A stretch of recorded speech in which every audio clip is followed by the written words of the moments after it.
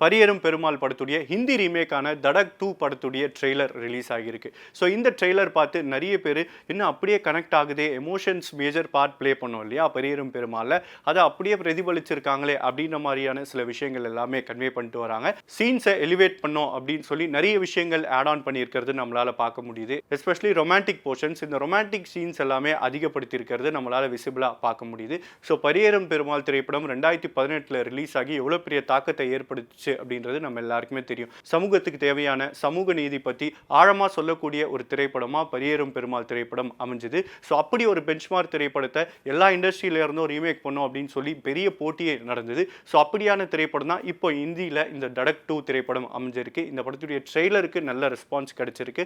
August 1ஆம் தேதி இந்த திரைப்படம் தியேட்டர்ஸ்க்கு ஹிட் ஆக இருக்கு. இதுல ஆஷிஷ் சௌத்ரி அண்ட் ட்ரிப்டி டிம்ரி இவங்க 2 பேரும் தான் நடிச்சிருக்காங்க. பார்க்கும்போது அவ்வளவு ப்ராமிசிங்கா இருக்கு. ஸோ அதுக்கான வரவேற்பு ரிலீஸ்க்கு அப்புறமும் கிடைக்கும் அப்படின்னு எதிர்பார்க்கப்படுது.